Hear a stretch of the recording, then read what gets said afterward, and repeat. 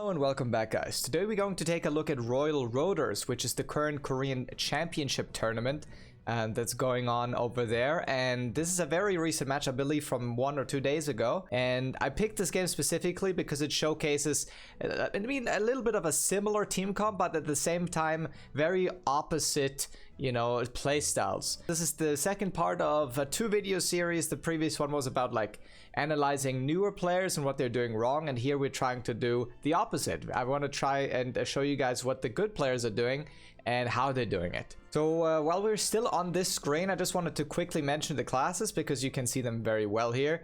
So first of all, you have a Lancemaster over here, which will be called, I believe, Glavier or something in our version, which is their front line in this case, which is very interesting because Lancemaster is actually a very mobile class that isn't normally used as a frontliner, more like a support to another frontliner, I would say. So that's already an interesting choice. And on top of that, you have a Bard and a Summoner.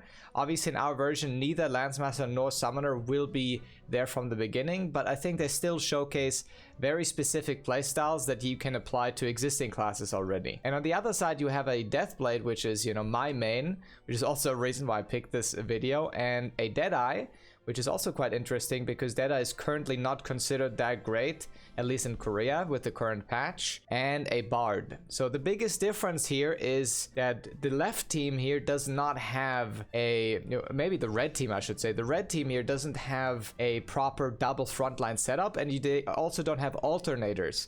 By alternators, I mean classes that can do both ranged and melee pressure, or create ranged and melee pressure. Deadeye on the blue team can actually do that, and so the Deathblade will be having a little bit of an easier time playing the frontline role because the Deadeye can create space even in melee range when the Deathblade maybe is out of cooldowns. So that's very interesting here. And as I said, the red team does not have a second alternator or a second frontline whatsoever.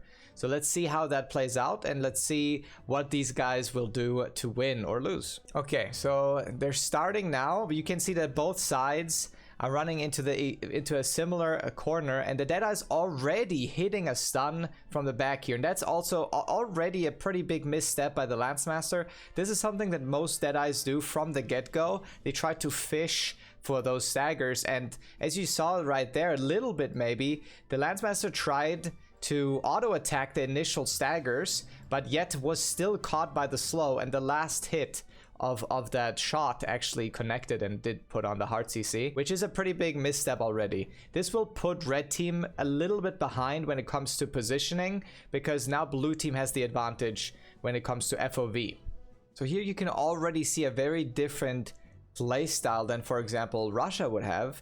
In Russia, that Lancemaster would have been engaged instantaneously, and maybe even the Bard in the back would have been engaged, but that didn't happen in Korea. They just put some pressure on the Lance and let that sink in. So as they continue, the Lancemaster is now engaging, and the Bard from the back is trying to mitigate that engage with a Rhapsody, which is already good positioning by the Bard. But now for some reason the Bard runs into the Lancemaster and well, on top of being on his teammate, which is a very bad position. Now the Tornado caught both of them basically, so the Blade had to dash out, use a cooldown to get out of that situation while the Bard is being juggled already. But the Blade does catch the Lancemaster off guard again. It misses the follow-up with Blitz Rush here, but it was a decent peel nonetheless. Blade is now out of role.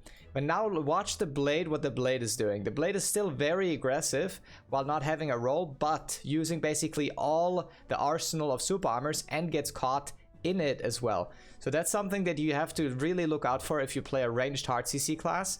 While Blade is a very protected class, in this case especially, you can see that although it's protected, it's very stationary, and the enemy Bard used that and punished from here. So as they continue, I think slowly but surely you can see that the Lancemaster is playing that frontline very well, but eventually that will be an issue. Now look at this reset from blue team, which is also really interesting. Both pushing back into the base because the base fire hasn't started yet, to reset their cooldowns because they had to use so much in that earlier engage. Now the problem is though that they're very split up. As you can see, red team recognizes that and instantly pushes into the solo guy up here. Now, and to make matters worse, that class up here is the Bard. The Bard is actually frontlining now, and the Lancemaster obviously gets that catch. But at the back, the Blade is getting a really big engage off with a double hard CC into ultimate. This can't happen,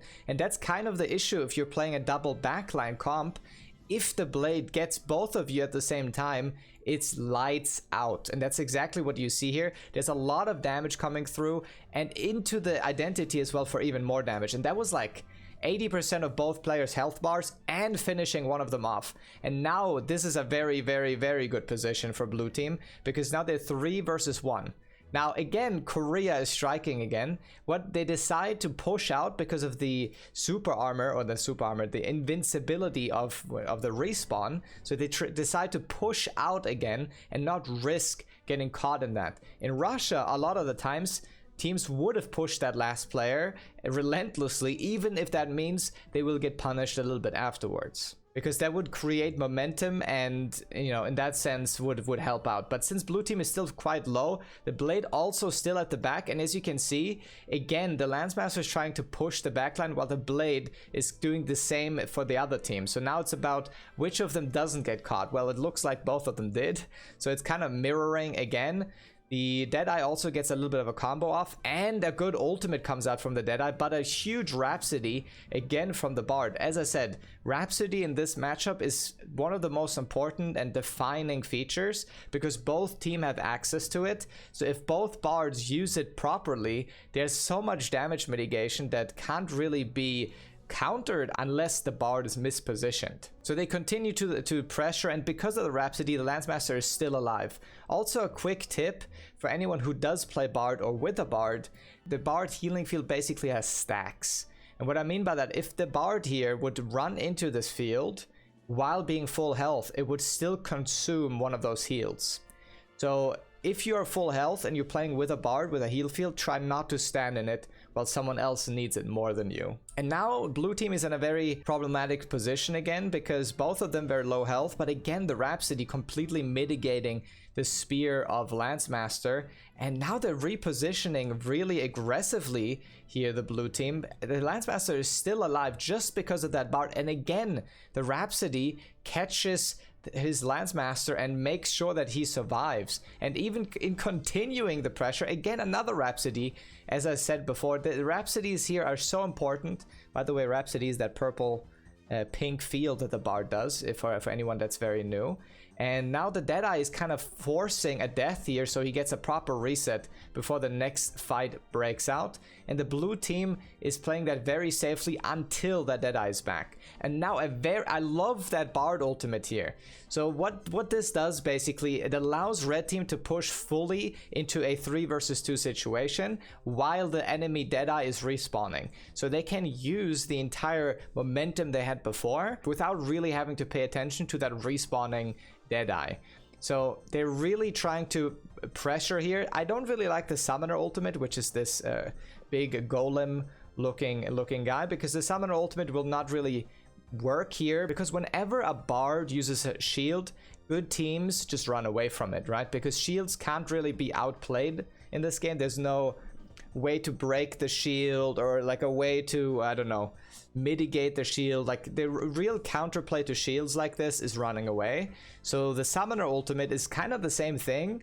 The Summoner ultimate you can't really counter either, and you also have to run away from it basically. So I don't like the double down, but the Bard ult here was very nice. And that's exactly what we see here now. The blue team is disengaging and the red team isn't really using that shield whatsoever. Keep in mind, the blue team still has the Bard ult now, and as we push closer to the 30-second mark, that will be increasingly more important. The Lancemaster is again trying to pressure the Bard in the backline, while the Deadeye is actually pressuring their backline now, as I said, as an alternator, which was very important from the beginning, that blue team has one class or one more class that can actually push into the backline and apply pressure and create space in that scenario. And another great Rhapsody coming out. Both of these Bards are playing this really, really well. And I mean, in this very defensive setup, it's just a pleasure to have a Bard. Now the blue team loses their Bard, and while the red team still has it, so the Rhapsody comes out again. All of the damage is being mitigated, and now the Deadeye is completely separated from his team and can't really follow it up. There's 20 seconds left, and with that being said, like, the blue team still has a Bard ult, but will they have a good opportunity to use it here? 10 seconds left. The Bard has to basically ult now, but there it is, but it's like 5 seconds on the clock, and the Blade didn't even get the buff. They have to kill the Lancemaster here for a draw, and that means the game continues for another 30 seconds. Although the Bard ult wasn't great, they still caught the Lance, and that's where the Deadeye is so good, because it has so much movement and can actually chase down people in that scenario. So now it's really up to the blue team to finish off that summoner, but it doesn't really look like they will. And I just wanted to quickly mention again how well this Deadeye is applying pressure when the Blade doesn't have cooldowns up. And that's something you really have to keep in mind when you play with other people.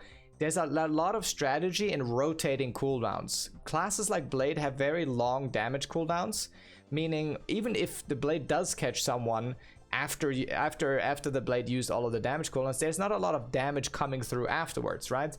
So you kind of need a second player to come in and use that CC that you apply, but, you know, apply the pressure to it and apply the damage to it. And that is what I think the Deadeye is doing very well here, is alternating between the Blade and letting the Blade, you know, take a backline role for a little bit whenever it's on cooldown. As you can see, again, very great engage from the Blade. The Bard is even on the roll, and now it's the first death who decides the game, and unfortunate for blue team, although I think they played that pretty well at the last minute. After that great engage, the Blade gets caught by the Bard, and as I said before, exactly the same situation. The Blade is slowed and is out of super armors, and even if he did have super armors, he needs a dodge here, but he doesn't. And that's why you always have to keep track of dodges and rolls, because if the Blade had a dodge here, the Bard could have died, because the Blade could have dodged the stun and applied pressure again for damage, right? But in this case, the Blade didn't have a dodge, or at least he didn't react in time, and that will spell defeat after the summoner crit, or the summoner worm defeats the Blade. And after having a draw twice, now it's golden kill, and that means the first death counts as the first kill rather counts as a victory, and that's exactly what happened here. Honestly, I think there was a very nice game to just watch both sides and see one team that plays more aggressively with an alternator and one team that plays more backwards. And honestly, I think that Bard ult earlier, that aggressive Bard ult, probably made this game as close as it was and made them actually win the game at the end. If you want to watch the full video, I will link the entire thing in the description below. And if you like more of this type of content, please let me know. I hope this helped you out a little bit. And if it did, please consider subscribing. Always helps me out. And if you have more questions, come over to Twitch. Have a good one, guys. Peace.